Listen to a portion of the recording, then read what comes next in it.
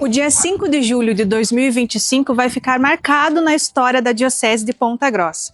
Monsenhor Evandro Luiz Brown, que por 23 anos serviu esta diocese como sacerdote, será ordenado bispo pelas mãos de Dom Bruno, Dom Francisco e Dom Sérgio.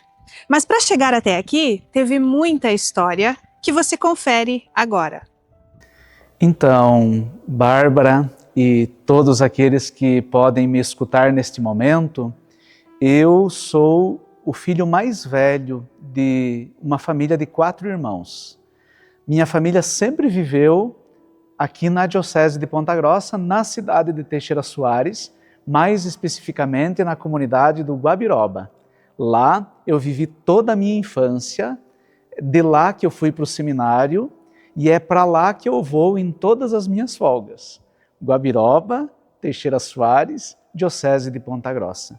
Minha vida foi marcada pela história do povo da nossa diocese, pela história do povo de Teixeira Soares e pelas famílias lá do Guabiroba, Capela São Sebastião. Lá eu vivi toda a minha infância, ali na escola Santa Helena do Guabiroba, que nem existe mais essa escola hoje. Eu fiz todo o meu ensino fundamental, aliás, o ensino básico, na época se chamava assim, né? De 1ª a 4ª série. Depois eu fui vivendo ali com os meus colegas, com os meus irmãos, com as pessoas da comunidade. De modo particular, algumas pessoas me marcaram profundamente. Entre eles, os meus primos, o Arley e a Mara, são 2 irmãos, e o Arley e a Mara acompanharam toda a minha trajetória de estudo, mas também nos finais de semana, quando íamos jogar bola, quando a gente ia se encontrar para fazer também os trabalhos de escola, éramos sempre nós que estávamos juntos. E é por causa também do testemunho e da vivência cristã, junto com a minha comunidade, mas de modo particular com o Arley, que eu decidi depois, muito mais tarde, ir para o seminário. Na verdade, o Arley decidiu ir e eu, que lá na infância tinha falado em ser padre, mas depois tinha me preparado para ser engenheiro. Eu queria ser engenheiro, estudar para ser engenheiro e trabalhar com construções. Depois acabei indo para o seminário e o Arley acabou desistindo e eu fiquei, e estamos aí, nesta luta por ser de Deus na vida sacerdotal até hoje, quando Deus está me pedindo outra coisa. Então a minha infância foi muito marcada pela realidade bem específica de uma comunidade do interior. Lembro também da minha infância, da importância que teve a vida na comunidade. Quando eu era bem pequeno ainda, eu fiz a primeira comunhão. Eu fiz a primeira comunhão na época com 8 anos. E um detalhe, até hoje, graças a Deus, em nenhum dos domingos da minha vida depois da primeira comunhão, para mostrar assim a consciência que eu tinha também do valor da Eucaristia, até hoje eu nunca deixei de comungar em um domingo sequer da minha vida, desde os 8 anos, quando fiz a minha primeira comunhão lá no Guabiroba. E depois, com 9 anos, eu já fui crismado, um ano depois. Foi uma catequese muito rápida, mas eu sempre fui muito ligado à comunidade. E eu era membro de uma equipe de liturgia. Na minha capela, lá no Guabiroba, não tinha missa todos os domingos. E nem a missa era celebrada no domingo quando tinha, era na quarta-feira à tarde, 3 horas da tarde, uma vez por mês. As outras celebrações eram o culto da comunidade. E era ali, junto com a minha comunidade, que eu celebrava a palavra, comungava. No Tríduo Pascal, por exemplo, nós celebrávamos lá no Guabiroba, com as pessoas todas, era tudo muito bem preparado, e era ali que eu fui vivendo toda a minha dinâmica de fé. Como isso marcou minha história. A experiência de Jesus vivo, presente na Eucaristia e no meio da comunidade, eu fiz lá na minha infância. E depois, todo o processo de formação e de vivência no seminário foi me ajudando a aperfeiçoar ou aprofundar toda essa bonita experiência de Deus que eu tive a graça de fazer com a minha comunidade de origem e também com a minha família lá em Teixeira Soares. Na minha família sempre houve, primeiramente, muitas dificuldades próprias de uma comunidade, de uma pessoa, de uma família do interior, que tem todas as dificuldades financeiras. Meus pais vieram do oeste do Paraná e eu sou o filho mais velho, então eu vivi com eles todos os dramas de início de uma vida de matrimônio e de família numa comunidade distante das suas famílias de origem. Então nós passávamos por poucas e boas ali, o negócio não era tão fácil assim, também economicamente falando, mas uma família muito unida, nós tínhamos muitas coisas bonitas. Eu aprendi muito com a minha família, especialmente a vida de fraternidade, de comunhão. Eu lembro, este é um fato interessante, meu pai às vezes vinha da cidade sem ter condições de comprar, por exemplo, uma maçã para cada um de nós. Então ele trazia 3 maçãs, essas 3 eram divididas no meio e cada um comia meia.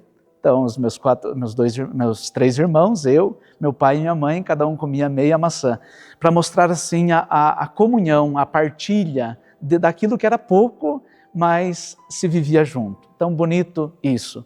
Depois eu também lembro dos momentos de oração em família.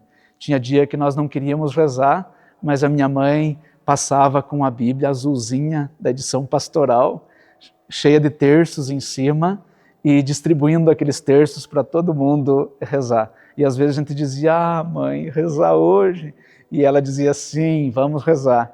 Outro dia a gente pensava assim, que se dissesse, que ela era sempre do contra, né? Se dissesse talvez que a gente não ia rezar, aliás, se a gente dissesse, então vamos rezar, mãe, ela ia dizer, então hoje não precisa. Mas daí quando a gente dizia, vamos rezar então, mãe, ela dizia, então tá bom, vamos rezar. E então para mostrar assim a vida de oração que eu aprendi na simplicidade de um terço que se recitava juntos. Depois nós rezávamos sempre ali uma oração à Mãe da Divina Graça, a padroeira da nossa diocese. Então eu aprendi a oração oficial da Diocese de Ponta Grossa, a Mãe da Divina Graça, lá na minha infância, com a minha família. E também a gente rezava ali todos os dias uma oração vocacional. E entre as palavras desta oração vocacional que eu lembro, estavam estas: se for do vosso agrado, chamai também desta nossa família algum filho ou alguma filha, para que se consagre inteiramente a vós no serviço da vossa igreja. Veja onde foi cair o negócio, em mim mesmo, ali nesta oração vocacional. E depois, nós todos os dias líamos. Minha mãe ia para o culto no final de semana, na celebração da palavra dominical, trazia o folheto do culto, e lá no folheto do culto, quem é das comunidades rurais sabe que lá no folheto de culto de qualquer editora tem lá as leituras da semana.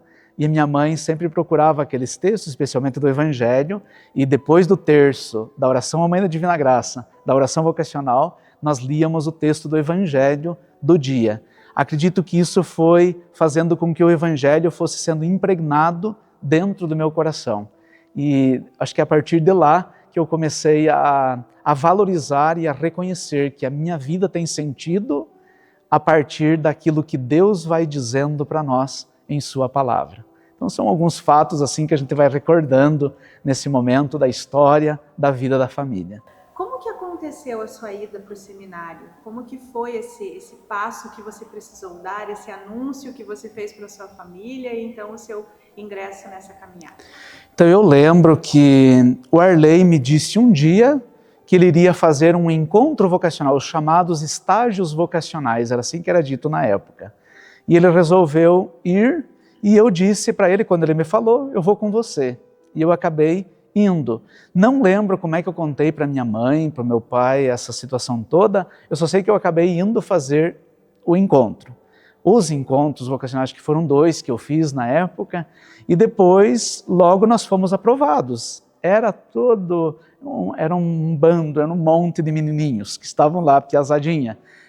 Eu tinha, na época que eu fiz os encontros, 12 anos. Depois, com 13 anos, no mês de fevereiro, dia 28 de fevereiro de 1990, eu ingressei no seminário. Eu lembro que era uma quarta-feira de cinzas, que meus pais me levaram para o seminário e eu fiquei com o coração partido lá, porque foi a primeira vez que eu, na verdade, saí de casa para ficar um tempo que eu sabia que era pelo menos um mês, porque a gente ia voltar para casa para visita só na Páscoa, né? Então foi um momento duro de deixar os meus pais irem para viver aquela experiência dos primeiros dias e primeiros meses ali no seminário. Mas foram momentos intensos. A vida no seminário era muito rígida e também intensa. Nós fazíamos muitas coisas, uma atrás da outra, e com isso não dava nem muita saudade, porque não tinha muito tempo para se preocupar com família, com outras coisas, né? Mas foi uma experiência bonita, mas ao mesmo tempo desafiadora que eu vivi ali. Foi no seminário que eu aprendi a estudar, a cuidar das minhas coisas. Eu acho que sempre fui cuidadoso, mas cuidar de uma maneira organizada, como deve ser a vida. Então acho que eu aprendi tudo ali no tempo do seminário, que era bastante exigente, rígido, e isso só me fez bem na vida, né? Depois eu fui caminhando e estudando, procurei sempre me dedicar muito aos estudos e também a toda aquela vida que a gente vivia no seminário, que era muito simples, mas muito empenhativa, muito dedicada, muito radical, assim. E com isso eu fui me formando, acredito que crescendo também internamente. No final do ano, eu já estava decidido a deixar o seminário, no final do primeiro ano. E inclusive falei para Arley, para outros colegas, que eu iria deixar o seminário. Só sei que eu fui para casa, e antes de ir para casa eu falei com o reitor, que era o padre Pedrinho, que já faleceu, meu primeiro reitor. Ele disse assim: não, vá para casa, viva o teu momento de férias e depois você vem me dizer, se disse se vai voltar ou não. Só sei que até hoje eu não falei para os meus pais ainda que eu iria sair do seminário e estamos aí no caminho. Depois continuou, vim para Ponta Grossa daí para fazer o segundo grau na época, primeiro ano do ensino médio, né? Que se fazia no seminário São José, internamente ainda. Depois eu fui para Irati, terminei o ensino médio e assim a vida foi seguindo normalmente, com alguns momentos de crise. Entre os grandes momentos de crise vocacional que eu tive, como vontade de ir embora, foram dois. No final do primeiro ano do seminário e depois da filosofia. Eu estava num ano no seminário menor ajudando e lá pela metade do ano eu entrei numa confusão interna porque eu imaginava que eu estava fazendo um caminho já acostumado no seminário e o meu medo era de estar me preparando para ser padre, mas eu ainda não ser cristão. Então essa foi a grande crise que eu vivi. Eu acho que eu estou me preparando para ser padre, nem cristão eu sou, e eu preciso ser cristão. E vivi aí um drama muito grande internamente e quase que eu decidi sair do seminário para testar a minha vida cristã para ver se de verdade era de seguimento radical de Jesus. Nossa, reflexão profunda. Mas depois eu fui entendendo que eu estava no seminário porque Deus me queria padre também. Eu tinha me acostumado ao longo dos anos de seminário, que foram muitos, que eu queria ser padre. Só que nesse momento da minha crise eu me perguntava, eu quero ser padre ou Deus quer que eu seja padre? Só que para eu ser de Deus eu preciso ser cristão e não padre. Então eu vivi todo esse drama aí e cheguei à conclusão de que Deus me queria também como sacerdote. Ele me queria no seu segmento, mas Ele me queria no seu segmento também como sacerdote. Hoje eu sou padre, quase bispo, há 23 anos, quase 23 anos, e tenho certeza de que sou padre não só porque eu quis, acima de tudo, porque tenho clareza de que Deus foi me colocando neste caminho. Então eu sou padre, digo sempre, porque Deus quer que eu seja padre. Às vezes eu também não quero ser padre, mas eu tenho clareza e me vem muito logo na cabeça e no coração que é aí que Deus está me pedindo para eu estar e é como padre que Ele quer que eu viva. Então, vou em frente outra vez. Então, durante o tempo do seminário, eu conheci muitas paróquias por causa dos encontros de pastoral que nós fazíamos. Mas quando eu fui ordenado diácono, eu estava nomeado para reserva. Eu iria trabalhar em reserva. Só que entre a minha ordenação diaconal, 3 de março, e a minha ida para a reserva, que deveria ser 8 de março de 2002, aconteceu que foi descoberto um câncer no padre Teodoro Scop, lá de Carambeí. E por causa da doença do padre Teodoro, que era um pouco grave, então o reitor do seminário propedêutico que está na cidade de Carambeí, que era o padre José Lauro, falou com o Dom João na época assim: se um dos diáconos, eu e o padre Luiz fomos ordenados diáconos juntos, vier para Carambeí me ajudar no seminário, eu assumo também a paróquia nesse tempo da enfermidade do padre Teodoros. Com isso, para sintetizar, eu acabei indo para Carambeí. Então, entre a minha ordenação diaconal, quando estava tudo certo, que eu ia para a reserva, e a minha chegada em reserva, eu fui transferido para Carambeí. E ali eu vivi no seminário propedêutico, morava no seminário, só que ajudava mais na paróquia. Ajudava o padre Teodoros, estava com ele e também celebrava nas comunidades, acompanhava toda a vida de paróquia, também com formações, encontros e tudo mais. Quando chegou ao final do ano, o padre Teodoro já tinha falecido, ele faleceu no mês de agosto, então eu morei com ele, ali ajudando ele na vida de março até agosto, quando ele faleceu, no dia 28, e continuei daí no seminário, na paróquia, morando, mas no finalzinho do ano, o administrador diocesano da época, Dom Francisco, me convidou, a pedido do Colégio de Consultores, para que eu assumisse a reitoria do seminário. Então, no ano de 2003, eu já me tornei reitor do seminário propedêutico. O padre Zé Lauro saiu do seminário, foi para a paróquia, e eu continuei no seminário, onde trabalhei por mais 7 anos. Então, os primeiros 8 anos da minha vida de padre, diácono e padre, eu vivi no seminário, ajudando na formação presbiteral. Mas, na verdade, eu sempre digo, nesses primeiros 8 anos de padre, eu fui mais ajudado do que ajudei. Ajudando na formação presbiteral, eu fui ajudado a ser padre. Eu até digo, até ouso dizer, não sei se eu seria padre, ou, isso eu tenho certeza, não seria padre como eu sou, se eu não tivesse vivido no seminário os meus primeiros anos. Porque tendo que ajudar outros a entender o que significa ser padre, o maior beneficiado fui eu mesmo. Então, eu que fui formado nos meus primeiros 8 anos de padre. Depois, Deus me pediu, através de Dom Sérgio, para ir para Piraí do Sul, uma paróquia grande, e como pároco, eu nunca tinha feito essa experiência de ser pároco, né? Então foi em Piraí do Sul que Deus me colocou. E também reitor do seminário, ou melhor, do santuário de Nossa Senhora das Brotas.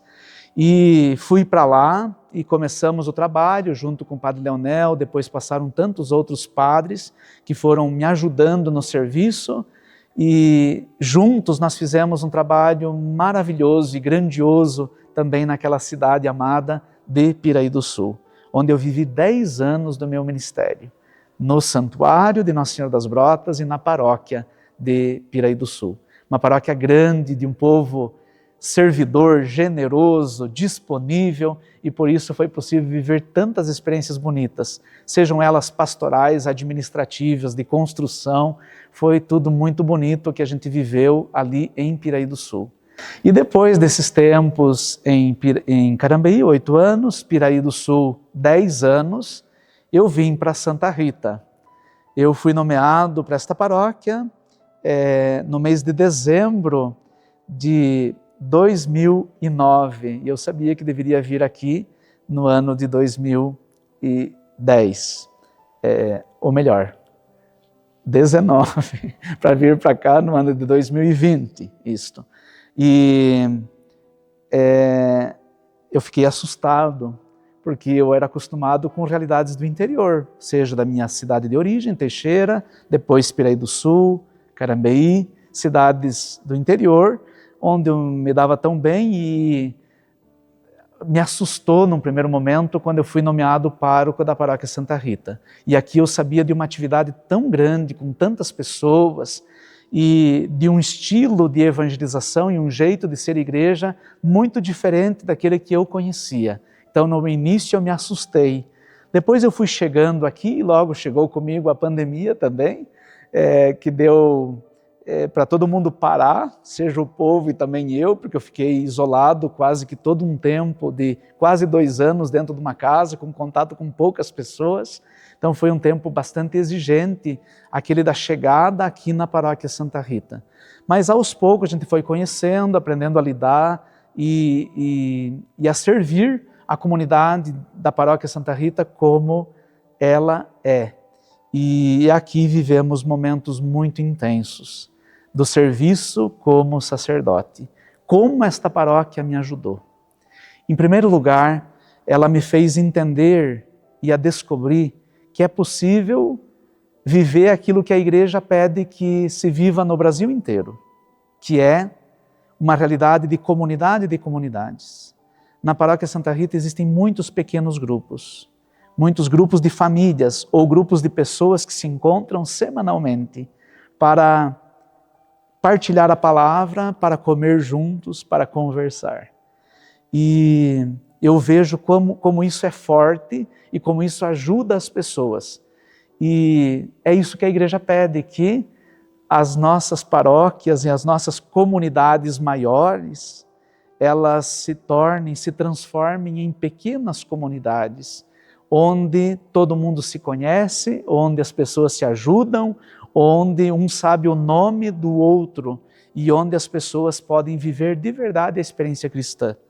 E eu encontrei uma possibilidade aqui na paróquia.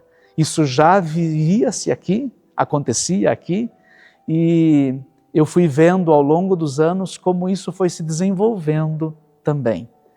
A tal ponto de que muitas pessoas que vivem essa experiência de pequenas comunidades, nas células aqui chamadas, elas se tornam grandes evangelizadores, grandes agentes de pastoral. Então, na nossa paróquia, nós temos tantas pessoas envolvidas nas pastorais, movimentos, nos grupos, nos serviços da paróquia, graças a todo o serviço que se presta nas células, mas, acima de tudo, graças a toda a vida que acontece nessas pequenas comunidades de fé.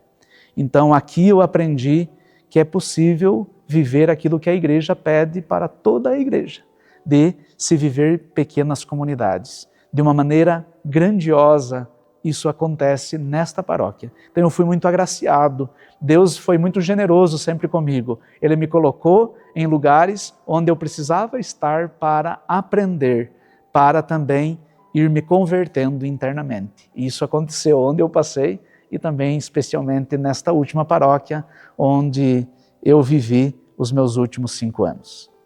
Deus é sempre muito generoso e bom.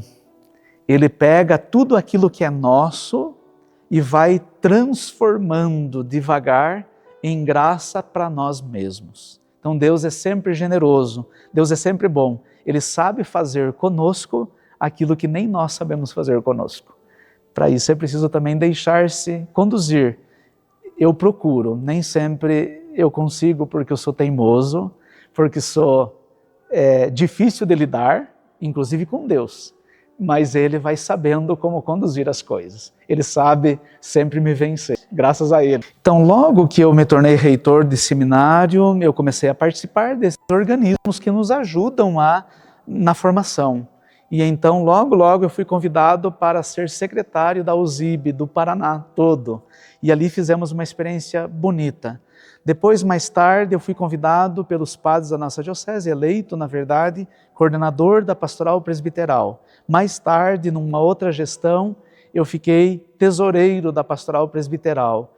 Então, sempre a minha vida de padre sempre esteve muito ligada à formação na diocese a nível regional e nessa realidade dos presbíteros, tanto na diocese como também no regional. Então é o primeiro grande foco assim da minha vida, seminarista e padre. Sempre trabalhei muito com eles. Depois, nos últimos anos, especialmente nos últimos 8 anos da minha vida de padre, eu também tive a graça de ajudar muitos cleros nos retiros anuais de clero. Preguei retiro para vários cleros diocesanos e para alguns religiosos também, algumas comunidades de padres religiosos. E com isso Deus foi me ajudando a amar e a conhecer mais intimamente também a vida dos presbitérios e também dos próprios padres. Fui beneficiado com isso. Depois, na diocese, também exerci outras funções, né? Como o exorcista, por exemplo, da diocese. Então, todos os casos complicados que muitos padres, às vezes, não têm tempo ou habilidade para lidar com algumas situações, eles encaminhavam para mim e eu tentava entender a situação e, em algumas situações, também fazer acontecer o ritual de exorcismo da igreja. Então, são serviços que a igreja foi me dando e que eu fui assumindo. Também eu tive um trabalho grande e bonito, desafiador, e podia ter sido mais empenhado junto às irmãs Carmelitas Servas da Misericórdia de Sião. Eu acompanhei a vida delas nesses últimos anos e, inclusive, era e sou ainda o vigário geral da congregação. Então, ali junto das irmãs, nós vivemos muitas experiências bonitas, especialmente de convivência e de acompanhamento da realidade, de ajuda também a elas nesses primeiros passos da sua congregação. Foram bonitos os passos que demos. Eu aprendi muito também sobre a vida comunitária, sobre a vida religiosa, sobre o como ajudar a diocese como religioso, como religiosa. Eu aprendi muito disso tudo com as irmãs, nessa presença na vida delas. Então foram missões que Deus foi me dando, também na direção espiritual de movimentos e pastorais, ultimamente assessoria das oficinas de oração e vida por pouco tempo, mas que tive a graça de ajudar. Então todas foram experiências que Deus foi me dando junto com o trabalho na paróquia e no seminário, que foram me ajudando tanto na minha caminhada de padre. Até que chega um momento, um dia, que o senhor recebe uma ligação. Talvez uma das mais importantes da sua vida. Né? A ligação mais exigente, dura e inesperada da minha vida. Foi no dia 24 de março deste ano. Eu estava muito tranquilo, vivendo bem a minha vida presbiteral aqui na paróquia. No dia que eu recebi essa ligação, eu estava lá em Porto Seguro com a minha família. Éramos várias pessoas da família. Todos os anos nós fazemos um passeio com aqueles que se inscrevem e querem ir passear, para ir conhecendo um pouco as realidades do Brasil. E eu estava lá bem tranquilo, vivendo com a minha família, e de repente eu recebo uma ligação que Deus estava me chamando através do Papa Francisco para ser bispo de Campo Mourão. No início tremi na base, quase desmaiei com as palavras do núncio, mas depois fui me acalmando também, aos poucos e ao longo dos dias, porque fui entendendo que se Deus dá uma missão, Ele não deixa faltar a graça. Eu assumi e disse sim. Aliás, no primeiro momento nem precisei dizer sim, porque o núncio já de alguma forma me envolveu em toda aquela situação e quando vi eu já estava nomeado bispo ali. Mas Deus, Ele vai tomando a vida da gente aos poucos e a um determinado momento não tem como mais dizer não. Então eu fui me lançando e fui entendendo que eu não posso e também nem tenho condições, olhando para a minha história, de confiar nas minhas capacidades para o exercício da missão que Deus está me confiando. E eu não posso e não tenho base para isso, mas eu posso e devo confiar na graça que Deus concede àqueles que Ele chama para uma missão na igreja. E é confiado na graça dEle que eu disse o meu sim, estou dizendo o meu sim e quero dizer para sempre este sim a Ele na vida episcopal, melhor. Então eu estive esses dias em retiro e no retiro eu pude, em primeiro lugar, louvar a Deus. Eu fiz o meu retiro no mosteiro e lá toda a realidade, também a dinâmica da vida dos monges ajudou-me a louvar a Deus, a engrandecê-lo, a reconhecê-lo como Senhor da minha vida, porque Ele é bom e porque Ele faz coisas grandiosas na minha vida. Então, em primeiro lugar, vem na minha cabeça e no meu coração um grande louvor a Deus por tudo que Ele é e uma gratidão imensa por aquilo que Ele tem feito na minha vida, na minha história e na história da vida da nossa diocese. Então eu sou muito agradecido e quero louvar a Deus por tudo aquilo que Ele tem feito. Em segundo lugar, vem um peso muito grande do deixar. Deixar é custoso, é exigente. E na verdade a minha vida é ser diocesano aqui de Ponta Grossa, é ser diácono, presbítero, é ser pároco, é ser reitor de seminário, é trabalhar com gente aqui desta diocese. E a um determinado momento, quando eu tomo consciência de que está chegando o momento de eu deixar tudo isso, é extremamente exigente. Mas nada que seja valoroso é fácil deixar. Então, se está custando muito, é porque tudo isso tem muito valor. Mas eu deixarei, e quero deixar de verdade, porque só quem deixa é capaz de viver uma nova realidade. E eu não quero ficar amarrado a coisas que eu vivi. Eu quero ir para frente. Na verdade, Jesus diz que quem põe a mão no arado e olha para trás não serve para ser discípulo dele. E eu quero ser discípulo dele. E o discípulo dele vai para frente. Então eu vou para Campo Mourão. E vou mesmo. E vou andar e viver sem esquecer e sem desvalorizar. Porque na verdade aquilo que eu vou levar para Campo Mourão é tudo aquilo que eu sou. E o que eu sou é esta diocese, esta igreja, esta família. Então tudo isso vai em mim. Mas eu quero ficar livre, inclusive, de mim e das minhas coisas, para poder viver nessa realidade nova que é Campo Mourão. Então, é exigente. Em segundo lugar, depois do louvor a Deus, eu reconheço o quanto é exigente e difícil deixar. Em terceiro lugar, eu estou muito feliz, alegre, porque Deus, Ele continua cuidando da sua igreja e cuidando de todas as pessoas, também cuidando da minha vida. Deus cuida e por isso eu posso ficar tranquilo. E eu estou feliz porque tenho consciência e também tenho experimentado, especialmente nesses últimos dias, o cuidado de Deus para comigo. Ele faz direitinho todas as coisas e Ele cuida dos detalhes. Ele não deixa faltar nada. E é confiando nele que estou indo com alegria. É difícil de dizer o que é ser bispo ainda. Eu sei o que significa ser membro de uma comunidade cristã. Eu sei um pouquinho daquilo que significa ser padre. Só que o cristão e o padre sempre têm ligação profunda com o bispo, porque é o bispo que nos dá a garantia de que nós somos da Igreja de Jesus. E eu, como cristão, sempre tive um olhar muito voltado para os bispos e para os padres também, sempre com muito reconhecimento e gratidão por aquilo que eles representam na igreja. Mais do que aquilo que eles fazem, aquilo que eles representam na vida da igreja. Então eu sempre tive esse olhar voltado para os bispos. Depois, como padre, eu procurei sempre trabalhar muito em comunhão. Como eu lhe disse, eu sou difícil, sou teimoso, de vez em quando briguento, e tivemos algumas encrencas com os bispos por aí também.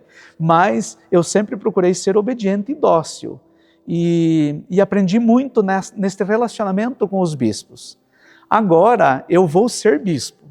Então, muito daquilo que eu aprendi no meu olhar para os bispos enquanto cristão e no meu viver com os bispos enquanto presbíteros, eu gostaria de viver sendo bispo com os presbíteros e com os cristãos. Claro que aquilo que eu via, que eu gostaria que fosse diferente na vida dos bispos, eu vou procurar ser diferente como bispo. E aquilo que eu via neles, que era muito interessante, e que ajudava tantas pessoas, eu quero imitar. E vou copiar mesmo, dos bispos que passaram aqui na diocese e aqueles que eu fui conhecendo. Aquilo que eu vejo de bom neles, não tenho problema em copiar. Mas aquilo que eu via que poderia ser diferente, eu vou tentar ser diferente. Se vou conseguir, não sei. Mas eu estou pronto para viver aquela que é a vontade de Deus para mim agora. Então não posso fazer nenhuma perspectiva ainda, mas eu vou procurar ser bispo conforme aquilo que Deus vai me inspirando e pedindo. Também através dos presbíteros, do povo de Deus, que vai dizendo de uma forma ou outra aquilo que eles precisam. E é evidente que se Deus ele dá uma vocação e uma missão para nós, Ele também dá a graça. Então, confiando nesta graça que Ele vai me dar, provavelmente eu vou intuir internamente também o que significa ser bispo. E vou procurar, com todo o empenho, ser dócil a isso que Deus vai me inspirar também. Então, não faço muitos projetos. Eu vou aberto para procurar viver aquilo que Deus vai me pedindo através da sua igreja. Meu irmão, minha irmã, você que me escuta e me vê nesse momento, nós somos o povo de Deus que caminha e deve caminhar cheio de alegria e de esperança. Nesse mundo de tantas trevas e de tantas preocupações, você e eu podemos ser um grande sinal de alegria, do testemunho vivo do Evangelho. Nós podemos dar esperança para as pessoas do mundo de hoje. Então que nós sejamos estes empenhados missionários de Jesus entre as sendas deste mundo. E que não lhe falte a graça, que também não me falte a graça de viver a minha vida cristã e episcopal, junto com você e também contando com as suas preces.